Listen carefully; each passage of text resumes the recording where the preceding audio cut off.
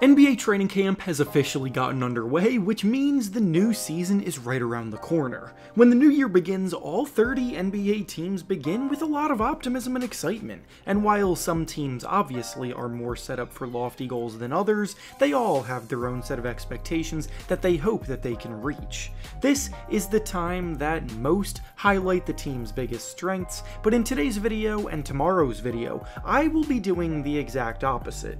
Instead, in these videos, I will be going through every team identifying their biggest issue going into the new season. And it will be broken up into two parts, with this video going through the teams in the Eastern Conference, and then tomorrow's video finishing up by going through the teams in the Western Conference. Before we start though, it turns out a good amount of you watching right now aren't even subscribed to the channel, so if you enjoy the content, consider hitting the subscribe button, as not only does it help out a ton, but it also very much appreciate it. Now with that being said, let's begin.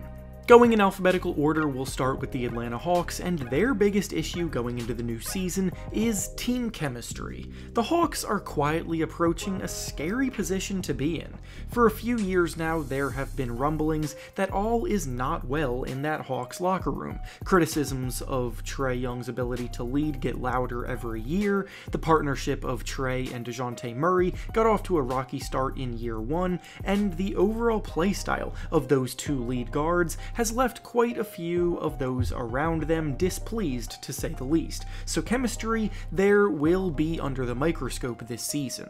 Next is the Boston Celtics, and their biggest issue going into the new season is their frontcourt depth. The Celtics' starting lineup is probably as solid as it gets in the NBA this season, but the way that they went about building it meant that they sacrificed in other areas, specifically in their rotation behind their big men.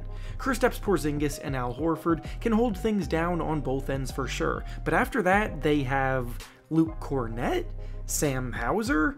They lost Grant Williams in a sign-and trade, and they also traded away Robert Williams in order to acquire Jrue Holiday. So now in a conference with a ton of dominant big men, they're thin when it comes to guys that they can throw at them.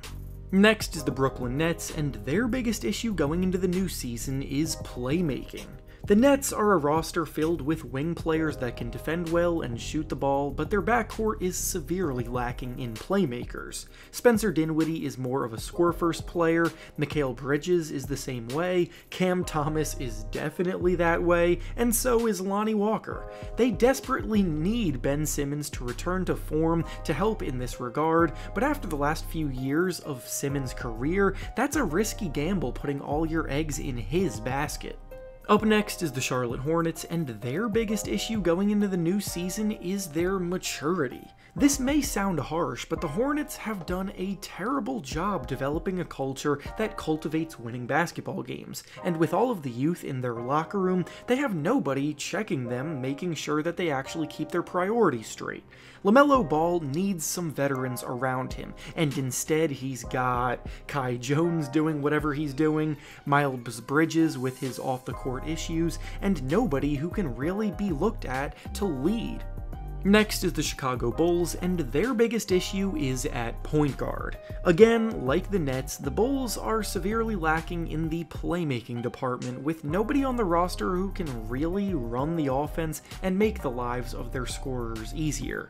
Zach LaVine and DeMar DeRozan are still two high-level scorers, but at point guard, there's a glaring hole. Unfortunately, Lonzo Ball's career has gotten derailed by injuries because he could have been filling that hole, but now their options are Javon Carter, Kobe White, and Ayo Dosunmu, and none of them have really shown that they can be lead guard material.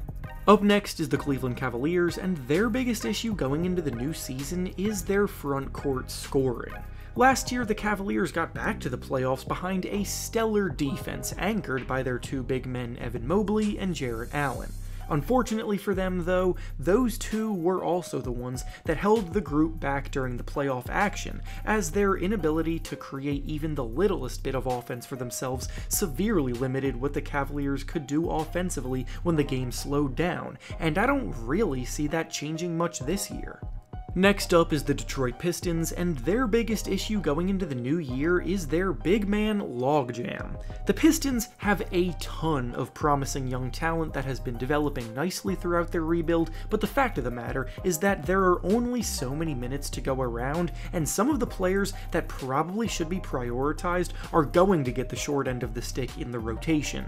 In their front court, they have Jalen Duren, Isaiah Stewart, Marvin Bagley, and James Wiseman all vying for minutes at center. Then you factor in Bojan Bogdanovic still holding down the starting power forward spot, limiting the amount of time that two of those other guys can share the court at the same time. Up next is the Indiana Pacers, and their biggest issue is the trade rumor distractions. Buddy Hield is a trade rumor all-star at this point, seemingly finding himself in trade rumors every single year. He and the Pacers were unable to come to an agreement on a contract extension this summer, so it then got reported that Hield may be shopped on the trade market. But nothing has come from it yet, so yet again, they've got that hanging over their heads. Next is the Miami Heat, and their biggest issue going into the new year is shot creation. Their surprise run to the NBA Finals last year as the 8th seed has seemingly made everyone forget why they were the 8th seed in the first place. The team ranked in the bottom 5 of the NBA both offensively and in three-point percentage last season because in general they have a thin roster filled with streaky shooters who lack the consistency creating offense.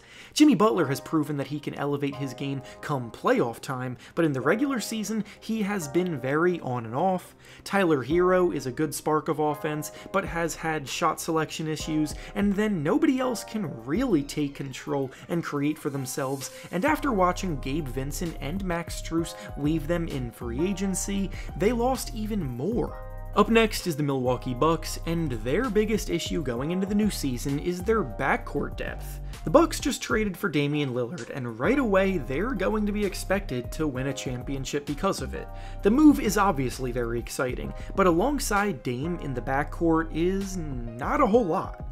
Their other guard options are now Pat Connaughton and Malik Beasley, who are both very streaky shooters at best, plus the team's perimeter defense is going to take a big hit without Jrue Holiday. So they have star power, but the starting lineup is going to have to carry a lot of the load.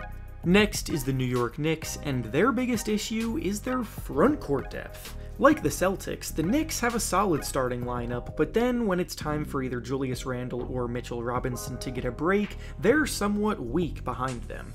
They inexplicably decided to trade Obi Toppin for a couple of second-round picks this summer, so now their options off the bench are Isaiah Roby, Isaiah Hartenstein, and Jericho Sims, which is less than ideal. Up next is the Orlando Magic, and their biggest issue is their point guard logjam. This was an issue last year, and then they went and drafted another point guard in the lottery this year, bringing in Anthony Black, to a group that already included Markelle Fultz, Jalen Suggs, and Cole Anthony. Cole Anthony could potentially be the odd man out on the trade block, according to some reports that have been floated out there, but it doesn't change the fact that they've got so many options at one position with only so many minutes to go around. Next is the Philadelphia 76ers, and their biggest issue going into the new season is James Harden. The situation between Harden and the Sixers has gone on through the entire summer, and it has not come anywhere close to a resolution. There's blame to be had on both sides of the argument, and neither side has given an inch, with Harden still insisting that he wants to play elsewhere as he seeks a max contract, and the Sixers still refuse to trade him for pennies on the dollar, with no real trade market forming for him. It could get ugly the longer this goes on, so we'll just have to wait and see. Up next is the Toronto Raptors, and their biggest issue is their three-point shooting. The Raptors were a bottom 3 team in the league in three-point percentage last year, and they just replaced their highest volume three-point shooter in Fred VanVleet with an even worse shooter at point guard in Dennis Schroeder. Gary Trent Jr. is really the only above-average shooter left in their rotation, which is just not enough to consistently threaten defenses.